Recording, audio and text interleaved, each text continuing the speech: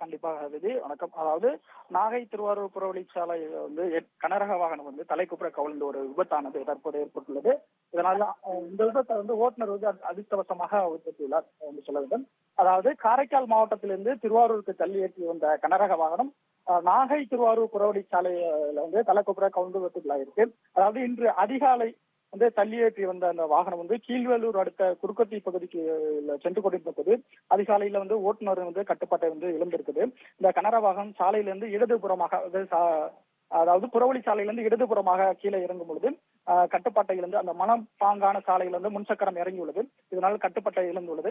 கட்டுப்பாட்டை இழந்து சாலையின் அருகே வந்து நீண்ட நேரமாக மணல் பகுதியில் சென்று வயல்களில் தலைக்குப்புற வந்து லாரியானது கவுந்துள்ளது.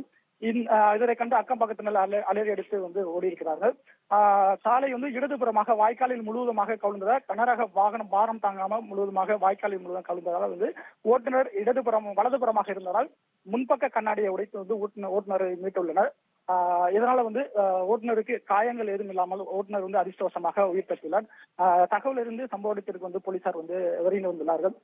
விரைந்து வந்த போலீசார் வந்து ஓட்டுநரை வந்து மருத்துவ பரிசோதனைக்காக அனுப்பியுள்ளனர்.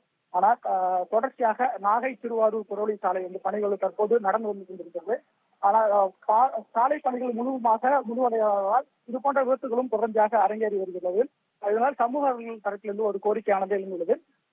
புறவழி சாலையில் வந்து வயல் பாங்கான பகுதிகள் வந்து கையகப்படுத்தப்பட்டு சாலையானது அமைக்கப்பட்டு வருகிறது.